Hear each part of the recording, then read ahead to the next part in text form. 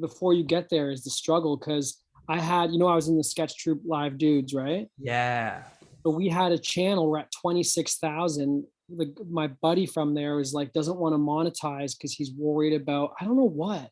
He What? said at first he didn't want to like sell out to the crowd or sell it to the audience. And I Uh, was like, we they should, play ads man. on it anyways. That's what I was telling him, man. You might as well be making the money off of it. That's what I'm saying. And I don't know what's going on. So I literally started my own channel, which I think you Yeah. need to anyways. You need to have Yeah. your own. But even that, bro, like posting videos and you get like a couple, like 40 views. And you spend a long time on it. And then, Instagram, I have a huge pop. And then this last video I post has like 12,000 views, which is good for me. But I lose like 30 followers. So I'm like, what the It's a crapshoot, bro. You don't know what's going on. It's Johnny Late Night!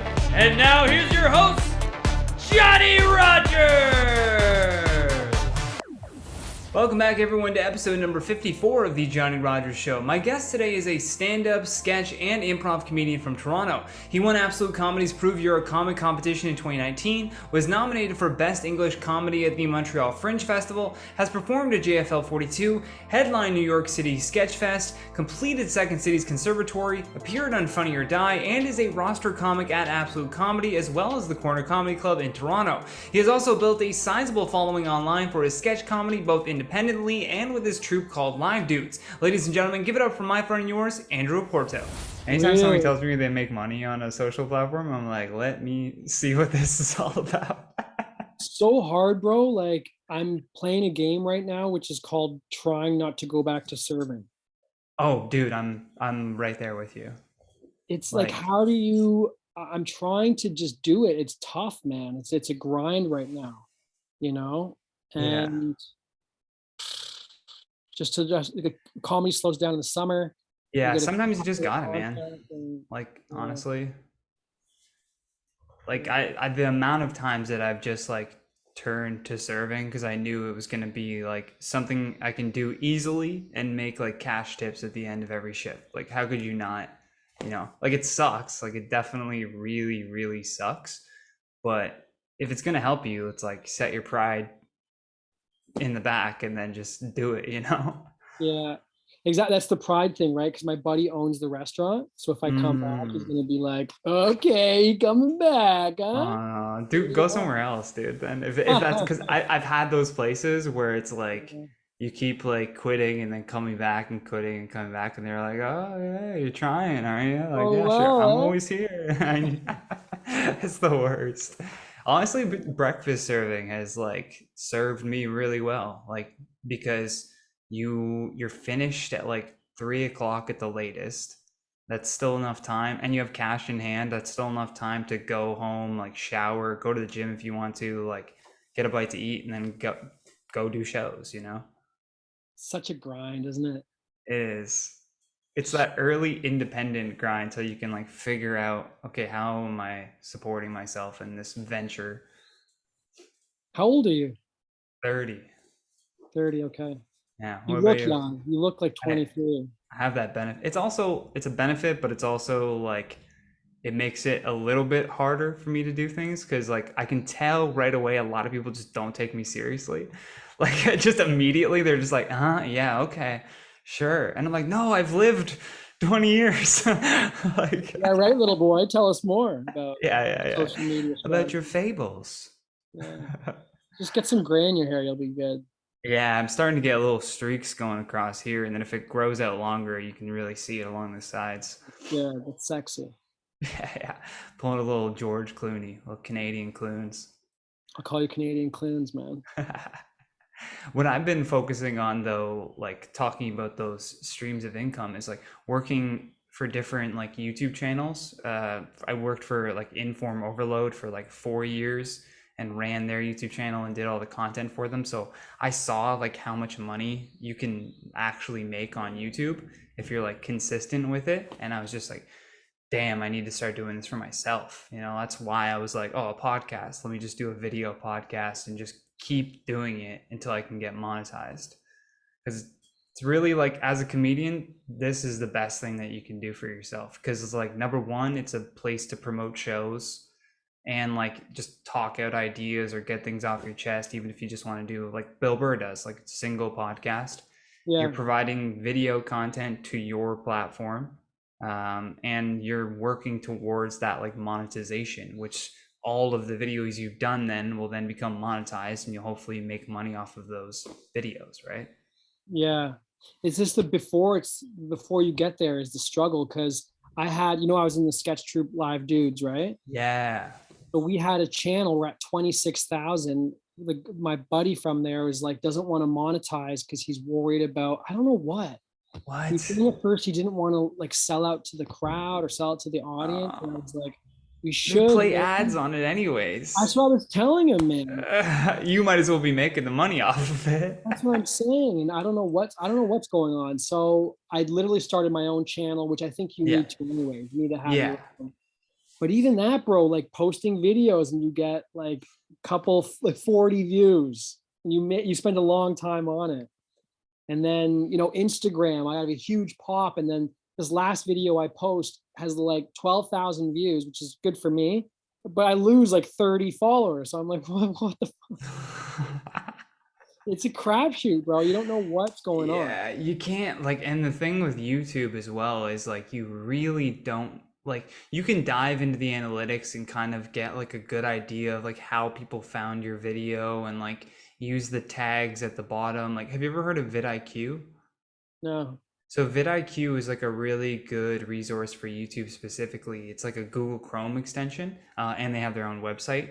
They have different features, but you can just use the free feature, because what it does is when you're putting those tags at the bottom of your video, so like let's say you do a video that's like, I don't know, pranking someone at a restaurant, right?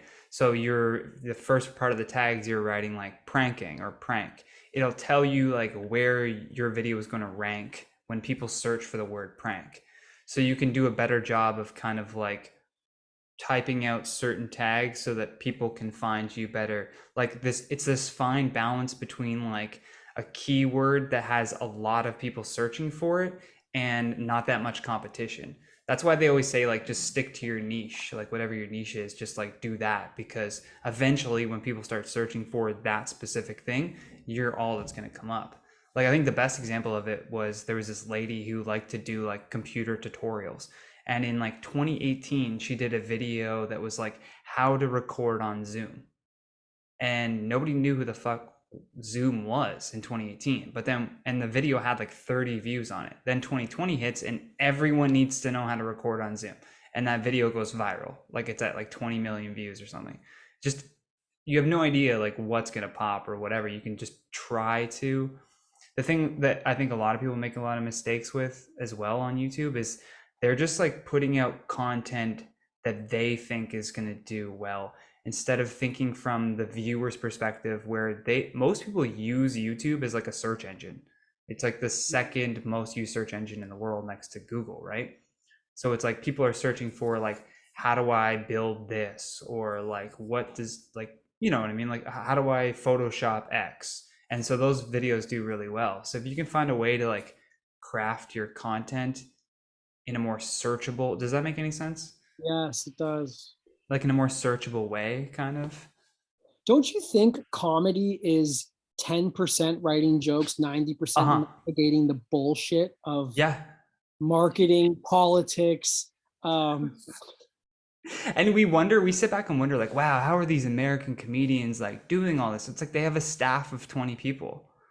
They have people that they pay to do all this shit. Like we in Canada, and I'm sure a bunch of independent comedians as well everywhere else, is just doing it all themselves.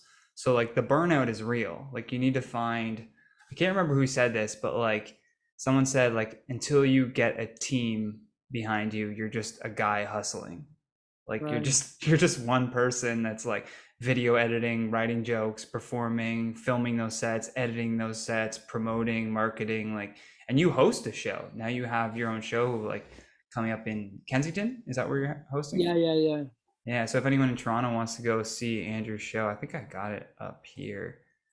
And that's even more like producing your own show is ridiculous too. So Porto and Friends starting Wednesday, August 10th. That Is was that the every first. Wednesday? It's going to be first Wednesday of the month. Yeah. Nice. Yeah. But Even like, that, even the flyer, you make the flyer yourself. And yeah. you know, my buddy's like, that microphone looks stupid. You're like, You like can't fucking win with these guys. yeah. But you're right. It's just doing everything yourself, figuring it out. Because it's Yeah. gone are the days where you just go on stage, tell your jokes. But that was typical too, because you needed to go to the States. You needed like Carson to put you on, Letterman to put you on. Yeah. But gone are the days you can just do stand up. You have to be on social media. You have to just be doing like everything also. Like Mm. you do commercials as well. Like you'll go to auditions. It's just like it's this I like it. I get that it's like it can be very overwhelming, but I'd much rather be able to just like decide that I want to do something and then do it. Like Yeah. that's kind of why I've strayed away from like acting and trying to go to auditions also, is because I was just like, I don't like this process. Like it takes up Also, my whole fucking day. Like, and also your social media can get in the way of acting. So I've had producers write my agent saying, "What's he putting this on for?" Or oh just recently, a wow. buddy of mine told me he lost a spot because he posted some crazy thing, and they're like, "Does he have mental health?" Yeah, 'cause these studios are very, very careful and cautious, as you know now. So Yeah, man. you have those clean cut comics and actors who made it now onto CBC and stuff, and that's lucky though, because you have to be picked out of 10,000 people to be mainstream. So, but if you carve your own way, you have your own voice, but it's definitely much more red hot for a brand to join you Yeah. early stages, because you might say stuff that's a bit off the wall. Yeah. And that's why, like, you know, people will say what they want about YouTube, but YouTube and like Patreon, like, if you can combine those two things, like, you're kind of uncancelable. Like, you can't, you know, you have your core audience that's going to keep watching your videos and give you hundreds of thousands of views. You know, you hope to get to that point. It's monetized, so you're getting that monthly income just from that. You've got the hardcore fans that are on Patreon for extra content, and you're getting monthly payments from that. So it's like, we don't, I don't know when these like studios are going to realize that like we don't actually need them to succeed anymore, you know, or networks really too. We don't really need a network. Like there's more people watching Ryan Long's videos than there are like people watching CBC comedy, you know, like that should, and like the fact that on Instagram they have to like block the comment section. Like if you Right. notice that, if you go to the CBC comedy page, you can comment on very few posts Oh, true. because it's been mostly negative shit that's being said, which is just so funny. Because I mean, it's not funny for the comedians that are getting negative shit thrown at them. Obviously they want to protect those people, but at some point you have to realize that same thing with Comedy Network. It's like you're betting on the wrong horse right now. Like this isn't the thing that people want to see. Like put your backing behind people who have like a loyal audience regardless of like what the content really is. Like just Mhm. judge the metrics, you know. In a way, yeah, yeah. Because I mean, and the other side is that comics need networks and studios to make stuff look really awesome. Because we can do Yeah, podcasts and shitty little reels, but gone are the days of movies like Old School, Wedding Crasher, you know, Hangover, that were definitely, you know, pushing the boundaries. I mean, it'd be great if we could merge the studio model with, yeah, yeah, the freedom of comics being creative. yeah. There has to be at some point like studios just well, I mean, I guess Just for Laughs is trying to do that too with their like pitching show, where they're just like, hey, we have the budget, the reputation, the staffing to make your idea look professional and presentable, and we have a network to push it out onto. We need your creative ideas instead of like them just trying to create the creative ideas. It's like you don't do that well, so let's stop doing that. Like, and just let the community like speak for themselves basically, because then it works for everybody. They get content that they can put out, and you put out content that you actually enjoy instead of cringing at, you know, whatever it was that you had to be on. Yeah. But what happens with those pitch shows anyways? I see the Just for Laughs pitch shows. I never see the stuff get made. Oh, they take the idea and they use American actors to. Oh, really? No, I don't know. I don't know. And they change the name, water it down. Have you ever done auditions like that where they ask you to like improv the lines and you're like, you're for sure just writing down these lines and letting auditions like write your script for you? That's funny. No, I've never thought of that, but it's a good idea to get some. The only thing I don't think they care about, because I was in advertising, is that they approve the script with client before they go into the audition phase. So like Pepsi needs to sign off on a script. Yeah. But I'm sure they're sitting there going like, we need to punch this up a bit, and they go back and go, let's get 30 comedians in here ASAP just doing some improving. Yeah. That's like, I saw a commercial with like, Chris Wilson. Yes, he's really funny. Really funny. And it was like a YouTube commercial. I don't even know what the commercial was for, but it was like him playing like 6 characters. It looked like a TikTok sketch. Yes. And they're all and it went on forever. I was sitting there watching it for like 3.5 minutes being like, I'm still trying to figure out what they're selling. Because it's just like he's in bed, right? He's in bed. And well, there's like it's like different personalities like sitting around like having a conversation about something. Like right. It's like, and then somebody comes in and it's still him like every time. It's just like, God damn. But I want to see more of that shit, like I'd love to see more of just like commercials like that instead of just the same garbage cycle over and over and over again. Brands are realizing too, like I've had a couple success. I mean, a couple reels I've done with brands because they saw my following. They go, okay, we'll toss you some money. Can you do a reel for us? And they were so relaxed about creative process. They're like, just do it, make it funny. And it was actually a dream to work with some of these brands.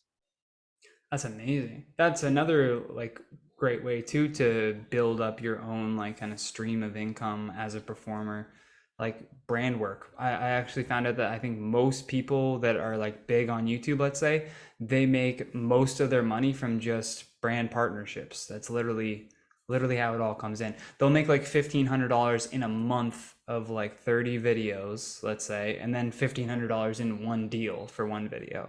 Wow. So you're like, wow, okay, well, what's the, like, of course, let's do that. Why not? Especially if it's like a small brand that's cool, like, Yeah, we almost need to like seek those out. What's that? And I think we almost need to like seek those out too as individual performers. Like, additionally to everything else that we do, you have to like package yourself and like reach out to brands being like, hey, I talk about like very similar stuff to what you sell, or my audience is in need of your product. Like, do you want to work together? That's really smart. I should probably do that. Yeah, I just drop a little, there's actually a really good website called it's called Media Kit. Have you heard of it? No, I'm going to write this down. I feel like I'm getting like a social media marketing degree. I just talk about this shit all day, every day. So it's just like all I can think about. I love making people money. Yeah, it's called mediakits.com.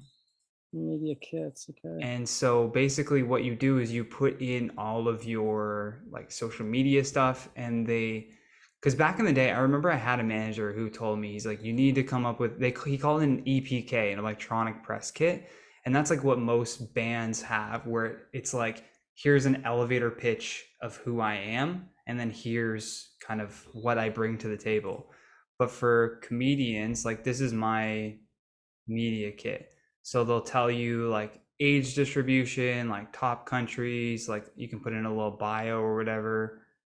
And then you can basically just use this link. So it's all nicely. So if you're reaching out to a company, you're not like, here's my TikTok and my Instagram and my Facebook and my Twitter. You're sending them one complete, like, here's my demographic. I think it fits yours or whatever. Video. It's called mediakits.com. Yeah. I think it's free too to just make it.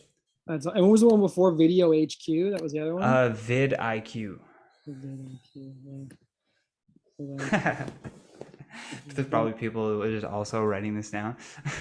Probably. Like, this is good information, man. So I'm gonna turn the Johnny Rogers show into. I want to turn it back onto you though. You're Andrew Oporto now, but I knew you as Andrew Harris. Yeah.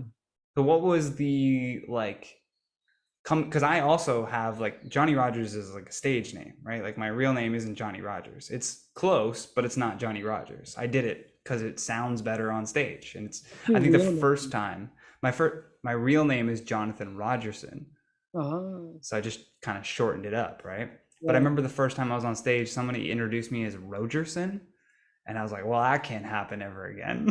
I was like, I did not think somebody could fuck this up, but there it Yeah, is. yeah, yeah. Like, yeah. But yeah, what was the I like the mean, process of that? the crux is diversity quotas. So I mean, my dad's Argentinian. His name was Oporto. And when he came here, he changed his name to Harris to be white. And he gave my Interesting. sister and I, he went to an English book and saw Andrew and Alexandra and gave us like the first names that were English.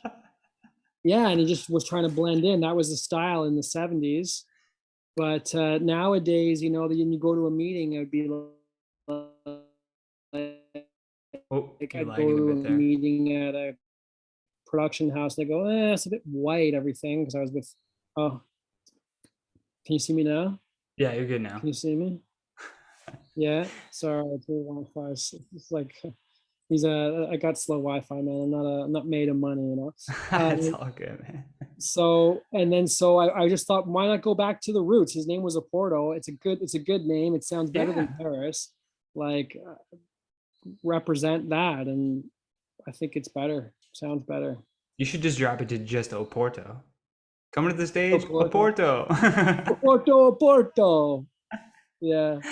No, that's interesting. Like right as you were saying that, it's interesting that we got to see like the flip of like immigrants coming to this country and coming to America even and like needing to change their name to be more white to fit in.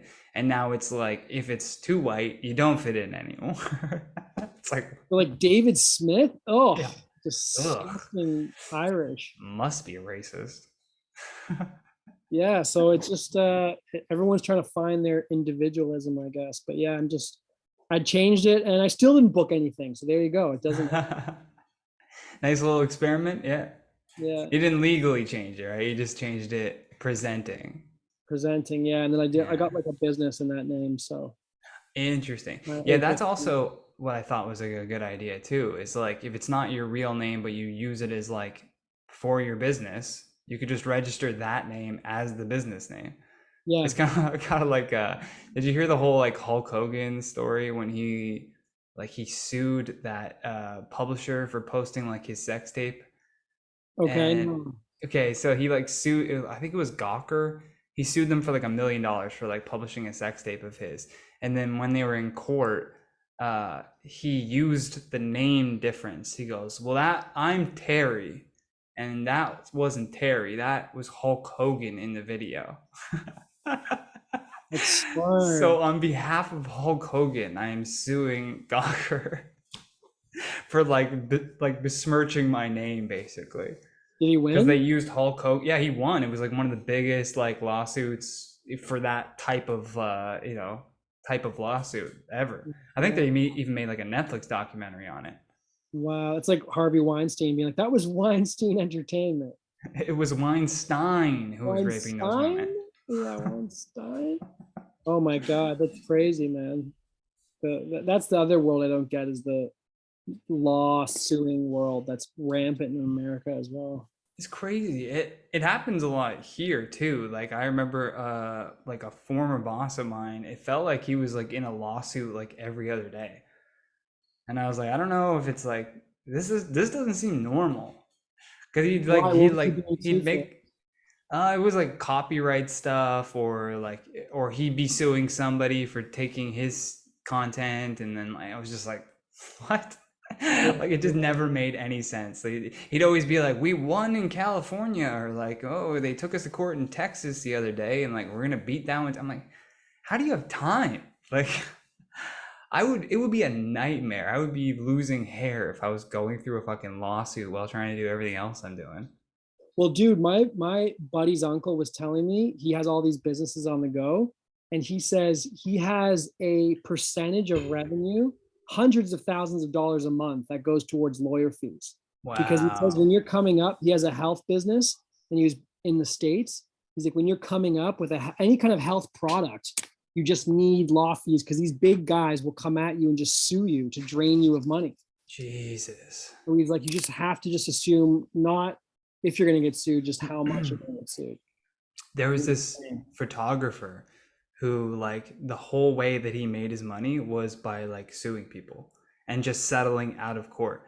So he like would take pictures of ants and just like post pictures of ants like all over Google, all over the internet, like anywhere he could. And people would, they're doing a video about ants, they're going to use one of this stock, like, you know, photos in their video, even if it's like a 3 second and then it fades away. He would find those, I don't know, through like metadata searches or something, find where his content is being used, and then just sue that company for like a crazy amount of money so that they just settle out at a lower rate. But it's interesting because all that stuff is public. Like you could Google his name and you can see all of the lawsuits that he's involved with. Jeez.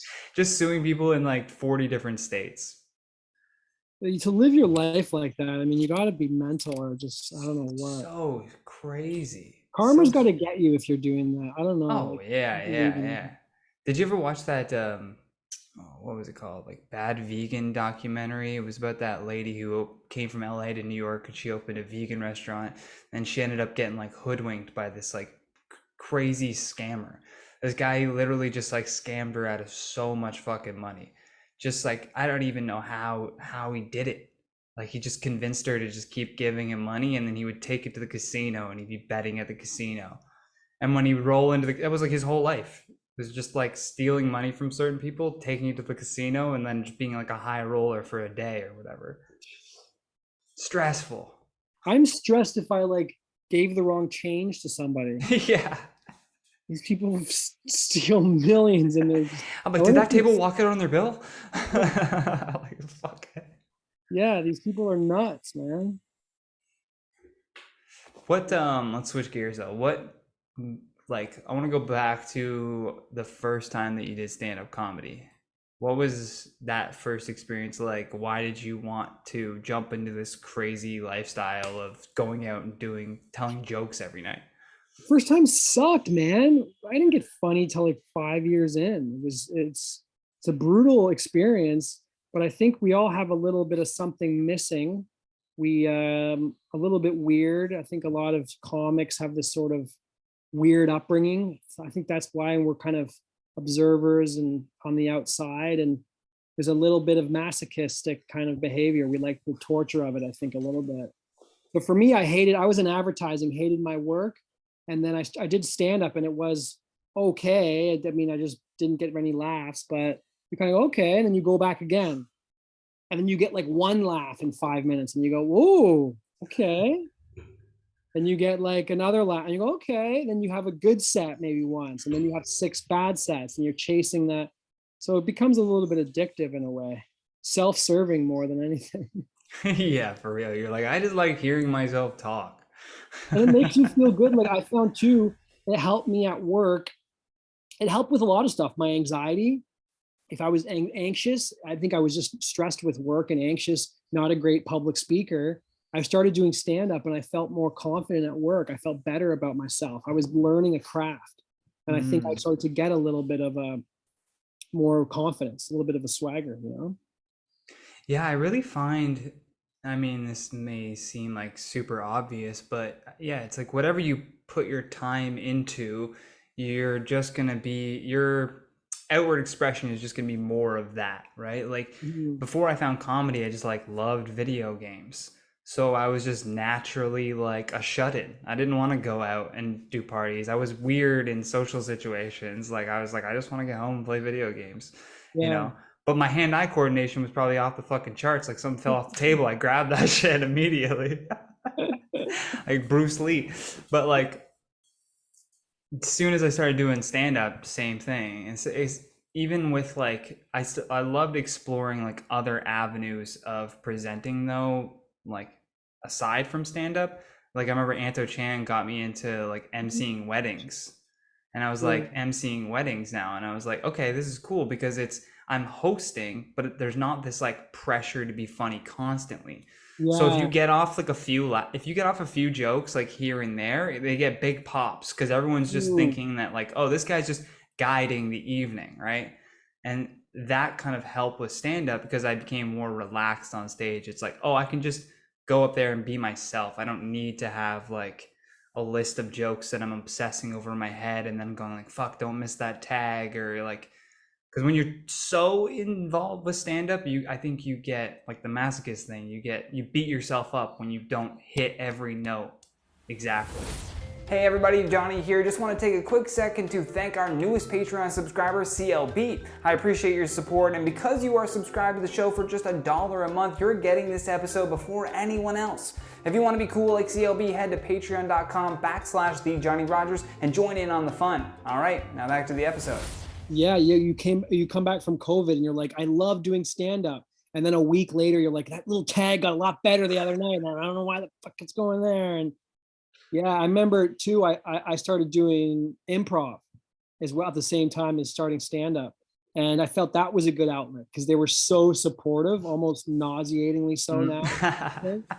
But yeah, they're like, good job. Everyone's like cheering each other. And it's like, let's get a suggestion for a sunflower that's got too much sun. And then you're kind of just like everyone, but for someone who's just starting out, it's a fun vibe. You all go out and drink after, it's a good balance of stand up where you're like a lone wolf, number 30 at like a basement and you're just telling jokes to nobody. Bro, yeah. You gotta really love what you're doing to just like set all rationale aside and be like, this is fine. Dude, I remember being at an open mic and there was like 3 people. It was the shittiest open mic ever. And I had my little note and then my hands were shaking. I was so nervous with the 3 people. Yeah, I don't know what it is. It's like, well, I do know what it is, but whenever there's like people would think outside of stand up, oh, big crowd, you must be super nervous. It's like, no, because even if I get 25% of them laughing, that's still better than doing a show for 2 people. Yes. At 11 p.m. like where they don't even want to be there. They're looking around like, how do I get out of here? Like I'm sitting in the front, like how the fuck? Like that's the worst. Like an audience who's distracted, that's when your knee starts shaking and you're like, oh god, and you give a terrible performance because you want that like big room to kind of project yourself out to. Yeah. But aside from shitty stages, what's been your favorite stage to perform on? Wait, before I tell you my favorite stage, it just made me think the other day, Sunday, I had a show and this girl in the front row's on her phone. She's on her phone. And then I'm like, you all right there? She's like, yeah, I gotta go. I'm like, all right. She gets up, walks out with her friend. I'm like, this is kind of I come out of this, And it's a small crowd. I'm already struggling through the crowd. And it was just, but now I'm almost 10 years in. So you can kind of pull out of that by addressing it and saying, well, I'm doing shit now and whatever. Yeah, but saying those things out loud, I think in the beginning, it like you really mean it and it's hurting you for real. Like I feel like the more you go through that, the more of a humor you develop for failure. You're just like, oh, here we go again, like back in the fucking gutters. Yeah, I hate you, Dad. Yeah. You start saying shit like that. Dad, why did you make me do this? You could have just come to my soccer game. I know. I need your approval. Yeah. You do learn. But in terms of like good stages that I love Corner Comedy Club. I like Absolute Comedy's great too. I know you perform there. They're just well set up.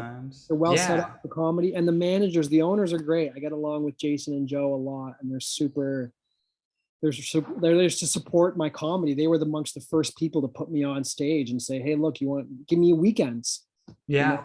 Joe was the first producer, the owner of the Corner, to give me weekends and say, dude, you're kind of funny, man. You want a flyer? And then we'll give you 5 minutes. I was like, hell yeah. And I would get like Friday, Saturday night. And I was like, this is amazing. And I remember like doing okay once. He's like, how's it feel to do the weekend slot? I was like, yeah. I'm like not doing that well, but it was like crazy fun, It's fun like when you get that approval. Like I remember flyering for like his Wednesday shows, Joe's shows at the Corner, like the first location.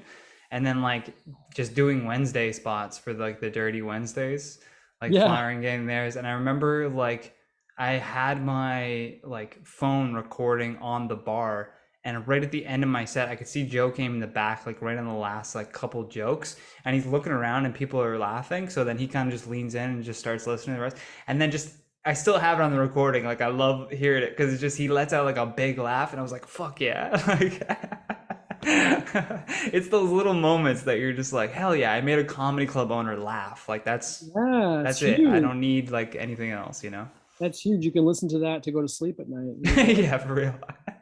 Yeah. I've cropped it up into compilations of my favorite my favorite laughs With to him put me to chuckling. sleep. Well, he's the kind of guy that's what I love about like producers, owners like that.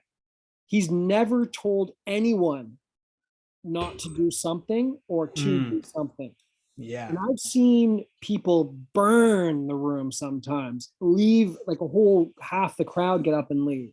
And Joe's never been like, oh man, come on, you know? Yeah. I know some owners would say that. Would be like, what the hell are you doing? So it's great to be in that environment where you're free to play around, you know? And it's great that you can experience all of the different environments, you know, like from Yuck Yucks to Absolute Comedy to the Corner, and then even more like professional independent shows as well, right? Like Comedy Bar is going to be a completely different vibe, or Yeah. you know. Gets And now good you have the at Backroom Comedy Club too, right? So yeah, there's backroom, just yeah. like all of these. It's exciting that there like all of these things can exist at once, where like we were talking about before, it was literally just, you know, Johnny Carson, and Yeah. then maybe like a club here and there that people worked out at. I just couldn't. I imagine like the amount of people doing comedy was probably the same, but then the people quitting was probably way more. Yeah, I would say way less people were doing comedy though. You think so? I think Oh, people were trying and we just never heard about them because they did it like for a year and then they're like, fuck this. Like the only way to make it is if I get on Johnny Carson. That'll never happen for me. maybe, And then they yeah. just axed out of the business. Very true. Yeah, maybe. Because I hear like so on so many podcasts where these, you know, 20, 30-year veterans will be talking about like, oh, remember that guy who like we started with, blah, blah, blah. He was like doing, he was good. He was funny. What's he doing now? I don't know. Like they're just like, True, true. probably so many of those. But I do think there was no internet. So people were, no, there's no internet comics. And there was very few, like much fewer stages to see comedy. You know, I mean, back in the 80s here, I think it was Yucks and like another club that were around. Yeah. So do you think like with the way the internet is now and with all the information that we have, is it probably safer to say that like a comedian starting in 2022 is going to be almost at like the 10-year mark in 5 years because they have such an access to information to like learn all these mistakes before they make them, you know? I think they could reach that 5-year mark for online sketches, but not for stand-up live performance. I think you cannot fast track live. It just takes 10 lengthy years. repetition, 10 years. Yeah. You have to just bomb and just get out there, and not bomb as in post a video and it doesn't get a good amount of views. You need to feel someone just yelling at you, or you feel the air be sucked out of the room when you said something. Yeah. Oh my God. Really write a joke for stand-up. But I mean, who wants to be a stand-up anymore? I mean, is that like a goal for anyone? I mean, I'm thinking myself, like, do I want to be traveling around on like New Year's Eve if I have a family? I'd much rather have a podcast online I could record and still do stand-up bits for an audience that wants to see it, right? Yeah, that's the thing is like stand-up is almost taking a bit of a backseat for a lot of people because they've realized that it can for some, but it can't for all like be your only career, you know? No, it's just, especially if you want to have a family or if you want to travel or if you want to have like, we only get so many of those moments that it's like, you're really going to give it up to go do a show, or like, when is the rationale going to start kicking in? I think a lot of us like romanticize that idea of like being that lone wolf comic who like, you know, never bears children, never marries, and they die in their hotel room, right? Like at 83. But it's like okay, like yeah, they made a lot of audiences laugh, but what was their real like impact around the people that cared about them? Like if you went and talked to, George Carlin's granddaughter, she'd probably be like, he wasn't around much. Like Yeah, he was always touring. He was always gone. that's I got mean, to be Bert like a lot Kreischer of talks about artists. that. Though. Oh, Bert Kreischer mentioned that about. He mentioned that about like, but it wasn't even stand up. It was like for his travel show. He was always filming that, like he was hosting a travel show, and he talks about that, about how his kids are like not fucked up, but they're like they kind of hold it against them a little bit, where they're like, you missed a lot of the really important moments. I think But that's with any success, though, right? You have to. It's that balance of if you have a business, if you're a CEO, and also if you're a really successful actor, you're going to be away a long time, which is is that selfish though? Like that to me, why I don't want to have kids is because I know I'm too selfish. I was like, if I have kids, it's not going to be fun for them. Like dad's going to be gone all the time, or how do you like know though? You can maybe busy. make it work. I think there's I ways feel to like there's you have to enough get like 5 kids. examples. Like you don't get Tom Hanks without a Chet Hanks, you know? Oh, I see. Yeah, yeah, yeah, yeah. Like the other brother's like kind of the other son is fine, because he's like the first one, but then there's the neglected child because Tom had to film like movies back to back. But he made bangers, like classic pieces of art, and Yeah. but he still could have done that without having Chet Hanks. It's selfish on his part. He just wanted to have more kids. But every family has one fucked up kid, don't you think? I guess, yeah, There's yeah. 3 kids, one's a little cross-eyed. Yeah, Yeah. and we'll do that old joke. And if you don't know who the fucked up kid is, then it's you. Yeah, yeah. Is that an old joke? Yeah, I feel like people like that. There's these, I don't know, like templates, like joke templates that people use where they just swap in. Have you ever seen those? That's basically one of them, like saying, "Oh, if you don't know, there's always one bitchy friend in a group, and if you don't know who the bitchy friend is, it's you." Like that, they'll just swap in whatever word or whatever descriptor that they need to for it. It's like a sticker magnet you buy in the Yeah, yeah, yeah. funny shops. Which is another funny thing, that another way that comedians make money. I didn't even realize that there was like a comedian who just started making like bumper stickers, like funny bumper stickers, and then just sold those in every shop and every convenience store and made a bag of money just off of that. What's our thing, man? What can we do? We're sitting here right now, man. We gotta Just so figure everybody knows, we hit a line of coke right before this podcast. yeah. We're starting 19 businesses as we do this. Yeah, I need a break, baby. I need something to come. Not cute anymore. I'm 36, Johnny. It's Time not cute anymore. running Yeah, at a out. certain point, you're like, we need stable income. Yeah, yeah. I love people too. They look at my like anybody I've met when I tell them like what I do, they're like, "Does that cover dental?" I'm like, "What do you think?" How about I open my mouth and you tell me if I have dental covered? Yeah, the Laugh Viking's gonna pay you 250 to get you Yeah, yeah. wherever the hell I feel you're like doing. Yeah. I feel like dental benefits is not something I'm seeking in a career. I'm seeking like a stable income. That's pretty Yeah, much it. yeah, yeah. Seriously, man. A bigger fish to fry than that. Do you put your goals on like a board? Do I put my goals on? No, I Like don't you do make a that. thing? No, no, no, You no. meditate ever and visualize No, success? I never meditate. I never visualize success. I've Me I've either. I've done this, like I've visualized success in environments that I didn't want to be in. Like I've told this story before where I worked at Sears. Remember Sears? Yeah, yeah, yeah. So like I worked at the whatever jewelry slash like cologne men's counter in Sears, and I would put on my uniform in the back, and then there was these long hallways that kind of felt like when you're at the Air Canada Center or whatever it's called now, Scotiabank Place, and you're kind of walking through those corridors where it's just like cement walls, and then it feels like it's going to lead out to the arena. I would imagine like that's where I was going, like getting ready for a show. I'm walking down this the corridor, and I'm taking out the image in my head that it's gonna be just the Sears floor with all the clothes and stuff when I get Right. out there. Okay. Okay. In my head, it's like, no, it's gonna be people screaming. Like it's gonna That's be, good. yeah. So like little shit like that kind of helps motivate, but I Yeah. mostly just like to, I don't know. I like to be like delusionally optimistic, I guess, about That's a lot of good. stuff. And you're just an action guy. You just do stuff, which is good instead of just. Yeah. Well, I spent way too long just not doing stuff. And I really hated like that's what I love about stand up is you want to do something, you don't have to run it by anyone. Yeah, Like I yeah, did yeah. so many podcasts with like other people or like tried to do group projects and everybody would sit around and be like, "Yeah, that's a really great idea. We should do that." And then nobody fucking does anything ever.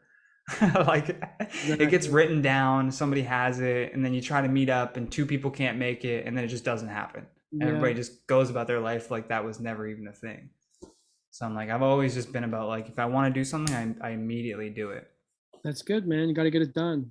Yeah. Like, it's the only way that this album would have gotten produced. Like I made a fucking hip hop album during the pandemic because I couldn't do comedy and I wanted to be funny in another way.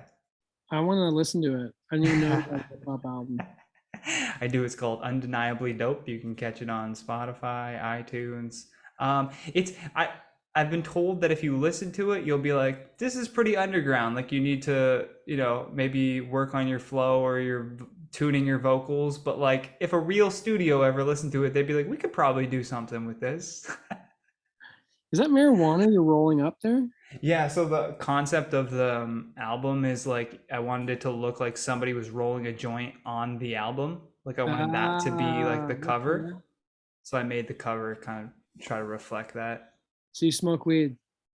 I smoke lots of weed, copious amounts. Really? Really? Doesn't make you paranoid? No, sometimes depends on the strength of the weed. I found like a good like there's one called John Gee, which I thought was Gene Guy forever.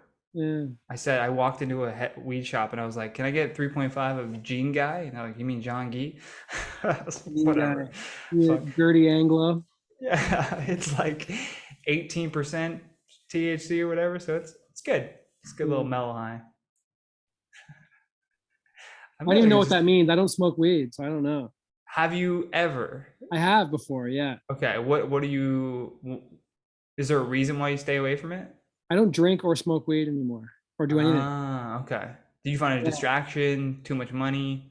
I don't like it. It makes me like really kind of slow. I get paranoid when I smoke, and then the next day I'm noticeably like slower. I'm like, what? Ah, okay. And then alcohol was fun, but only I realized alcohol for me was only fun for 15 minutes. Yeah. Because it gives you that little rush at the beginning and Yeah. you're calm. If you're stressed out, it gives you a little calm. But then after that, you're kind of, I didn't like it. I got a headache, and even the next day was bad. And I just there's no payoff for me really.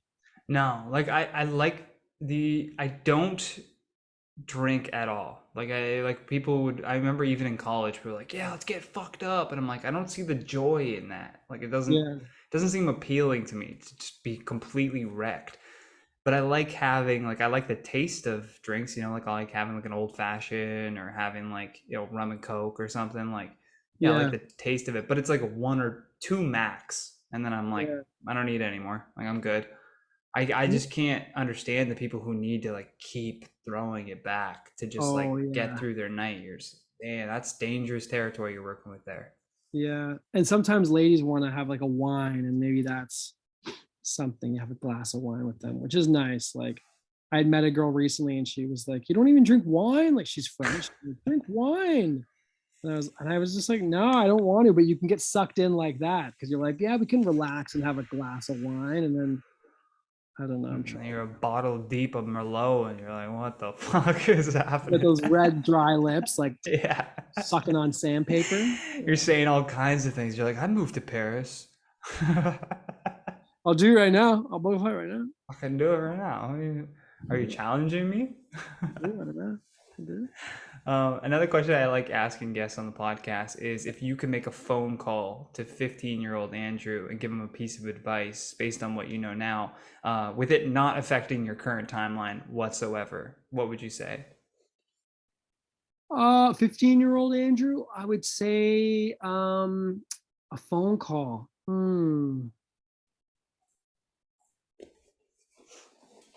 Oh my God, that's a good question, man. Because like, what's the 15-year-old me gonna listen to?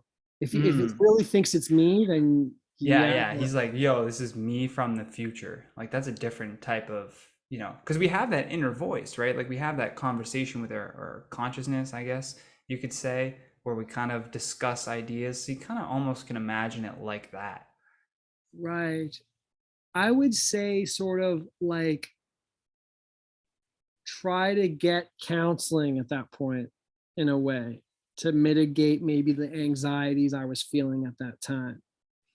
Start me down this journey of kind of this counseling I got that was very, very successful for me. But even that's would be sort of hard to do. But I think as soon as I started to get counseling and started to figure out some of my growing up patterns, my family history and stuff, I started to really relax and enjoy life. Because I would try to tell them to be happy and just enjoy life. That's the real point of everything, right? Find your purpose, but also just be happy. So I think that's the thing after I learned a little bit that now I'm probably the happiest I've ever been in my life because I've dealt with all the stuff in the past. I don't care anymore. But unless you deal with that stuff, you're going to always be harboring some sort of anger, resentment, those things. Yeah, man, I love that. Especially like the resentment is such a huge thing that so many people just like carry with them. They can't forgive their parents for doing like something. And I always tell people too, it's like your parents are just just people. They're just people, Like Yeah. we view our parents as like these gods when we're growing up, almost like these huge decision makers that determine where we sleep and what we eat and what we wear. And so naturally you start to take their opinions as gospel, or the things that they do to you really hurt you like personally, if it is even intended or not intended in that way. But like starting to realize, as soon as you realize like, oh, they're just people like me who had a kid at whatever age, and how would I be in that position, you're like, oh, okay, you understand them a little bit more. And so that forgiveness is a little bit easier. Yeah, because I think when you're growing up, I mean, even in your teens and 20s, you're seeing your childhood from a child's perspective, everything that happened. Like my parents would fight and get a divorce and stuff was going on and issues like that. But then I went back and I asked them questions about the childhood with the help of like a buddy of mine who's like a mentor, and he's helped me so much. And once I started to do that, he was always big on, you have to balance the love between your parents. If you don't love them equally, you'll forever be unbalanced. And we all tend to favor one family member over the other. But as soon as I started to see them as just people, get detached from their behaviors, now my dad will do some crazy shit because he's Argentinian. He'll be like dating a 20-year-old, he's like, I got this little girl, man. I'm just like, good, man. Are you happy? Are you happy? Yeah, then go do whatever you want. Because if you get sucked into trying to change your parents or stay angry with them, my sister doesn't even talk to my family. Yeah, you can't do that. Yeah, I mean, she had her reasons for whatever, but it's not going to help her live a happy life. Because somebody who's truly happy is going to be like, wish the best for their girlfriend, wish the best for their enemies, wish the best for their parents, because you don't care. You live life and you're happy, right? You're focused on your own life. Like whenever there's like I don't talk to that person, they're just living in your head rent free. Yeah. Because like whenever you have an issue, that is going to boil or bubble up in some way where you think about that and you feel bad about that. And then you don't talk to them. So you can't even talk to them to work out this feeling that you're having about them with them not even knowing or being involved. Right. Yeah. And I also think too, there's some ways that you don't need to talk to your parents if they did some horrible stuff to you and they refuse to change. Sure. But you at least need to go over that process with them, have the conversation, and then say, okay, I love you still, but I'm going to move on and do more. I need distance or something. Yeah. Because there's a lot of that too, right? Like it's so important for people to just move out of their parents' house. Like I think getting away or getting out from underneath their house for a little bit, like really helps with that perspective of either changing your mind and being like, they did their best, I'm still going to love them equally, or doing what you said, like, okay, but I need distance. Like, I'll talk to you like here and there for like checking in. Complete and total like removal of them from your life though, if there is even a sliver of a hope to repair that relationship. Like I even say to people like who are feeling lonely, I'm like, who was like your childhood best friend? Who is like somebody, do you have any way to contact them? Because like that person is going to be a way better person for you to like talk to or catch up with than trying to meet someone new almost, because they know you at like as a child. You Mm. have that like core memory with them. Even like I have Oh, friends that I've known my entire life because they grew up across the street from me, and I still like talk to them every single day. So I've technically known them for like, you know, however, whenever your consciousness comes into starting to remember things. So I'm 30, but maybe I've actually known them for like 25 years. You know what I mean? mhm. And I mean, that's for sure. Sometimes you can have those lifelong friends, but I'd also say that sometimes you grow apart as friends. So I have certain friends, they do certain things that, and we're on just a different journey. Mhm. And so you can, I met friends I had actually recently in the past 4 or 5 years. Part of it with this guy who had helped me with my career and stuff and counseling. And there's a certain group that you have shared values with, you're growing together, and you actually let people into your life that actually will be closer than these old friends. Nice. And Nice. some of my old friends, I was just friends with them because I knew them for like 20 years. Yeah, yeah, It yeah. was There's like also destructive. circumstantial. We get drunk and like strangle each other at the bar. And it's like, oh, we're These are we my hate each friends. other. We were You know? neighbors. That's great. Yeah. Another question I like asking people is because these podcasts hopefully will serve as some sort of weird time capsule where people are watching this in 20, 30 years, looking back on this exact moment where we're talking to them. So if you at 50 just decided to search up this podcast Damn to old. see the mess. Oh, sorry. Yeah, you're 50 years old. Looking back on this podcast, do you want to leave yourself a little message? I'd just be like, I hope you have influenced a bunch of people and you contributed to some change in the world at 50. Whether it's helping one person, I hope I've helped at least one person that can contribute to making the world a better place. I honestly would like to do that. That's great, man. Some people stumble so hard on that question. They're like, Oh, wait, really? what? Who do I, what do I say? They're like, Yeah. I hope I you're, don't know. I mean, hopefully I'll be around at 50, you know. I mean, you never know what's you in never store, know. but I do hope, yeah, I do eventually would like to, even with comedy and life, I would like to help people like I've been helped and try to Hmm. influence society to be better, I think, you know. Yeah. That's like another reason too that I'm like, I don't want to gain wealth to just buy a Ferrari. I want to like help people who gave me money when I had no money at all, you know? Yeah, man. Or Those are just the like people. simple shit like that to just, you need to give back into that ecosystem that got you to where you are. Yeah, you don't want to just be eat, drink, fuck, and that's your life. Yeah, that's just gets real sad real quick. Yeah. Another question, well, it's not even a question. I guess it maybe is. I'm going to show you an old photo of yours, and you're going to just provide the audience with context as to what's happening in this picture.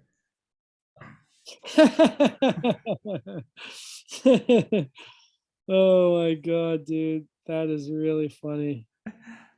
This was probably, I was Were you probably about, cosplaying as Wolverine or? ooh, yeah, I was probably 28 at the time. I lived on St. George. I remember this was like the first apartment I had when I came back to Toronto. I had probably just started doing stand up, and I literally, I just was shaving my beard, and I thought this looks funny.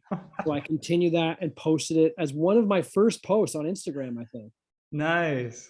I think it is, right? Where'd you get it, on Instagram? I pulled it off Facebook. It's the Oh, benefits of being Facebook friends. it's For so me, at funny, least. man. There's sometimes I pull up photos and people are like, "How'd you get that?" I'm like, "You posted it." Well, dude, Because that was probably people sorry, have go had ahead. Facebook since like 2007, right? So they forget what exists on the internet. I had to take down some blackface. You know what I'm saying?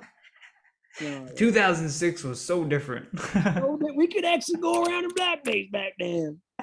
No one bothered I us. love when people say that. Like, it was a different time. I'm like, not really.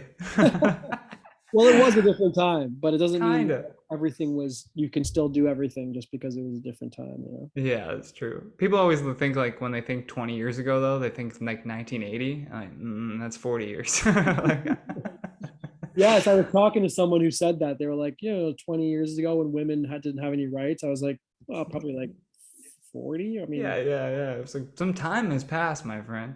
Yeah. I want to also shout out your social media again. Go follow Andrew Oporto on Instagram. Check out that show if you're in Toronto as well. Are you Andrew Oporto on everything? Yeah, Andrew Oporto on Yeah. TikTok. How's that video doing I just posted? The server one? Dude, the server one was so funny. I was like, this couldn't be more accurate. Thank you, man. Thank you. It didn't do that great. Look at that. 2,000. Give it time. No. Comparison is the thief of joy. Remember that. Go subscribe on YouTube and all that jazz. Do you have anything else that you want to leave the people with before we close this bitch out? Thank you, man. This was fun. You asked me to be a part of this, and when you don't want to do anything, and I had nothing going on, so you asked me, and I immediately said yes. You've always been a nice guy, man, and you're a funny dude. So when I'm in Ottawa, let's hang out, or let me know when you're in Toronto. You can cut this out of the podcast, but this is just me. This is me just talking to you as a person. Yeah, I'll chop it up wherever before. Oh yeah, I was gonna tell people that they should go watch the sketch that we did together too, called Operation Lonely. Oh yeah, dude. Yes. I forgot about we did this. Yo, that was so funny. That sketch, man. Yeah, that was great. Rayon was cool too. That was a fucking fun time, dude. I was like, yeah, sick. Thanks for letting me in on your sketches. Because I reach out to people. I'm like, hey, man, if you need something in a sketch, yeah, let me know. And you're actually like one of the first people that are like, yeah, come through. Yeah. Dude, that was the heart of COVID, remember? Yeah. Oh, yeah, I remember. It was wild. It was like the second coming of COVID, basically. Because it was like March 2020, where it was like really like scary. Everybody stay inside, don't do anything. And then we thought like it was almost the year end where we're like, okay, we're getting through this. It's the end of the year. Like we should be moving on. And then it was like second, third variants are coming through. They still didn't have a vaccine. We're like, what the fuck? Yeah, let's all get together and film a comedy sketch. Oh yeah, I was going crazy, man. I needed to see people. Yeah, I need to do something also, right? Be productive. Yeah. But yeah, man, I'll send you this link as soon as it's all up. Thanks again for doing the podcast. Yeah, brother, that was good. Thanks, buddy.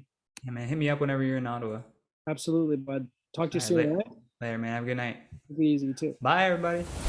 You've been listening to The Johnny Rogers Show. New episodes air every Sunday at 7 p.m. Eastern Standard Time.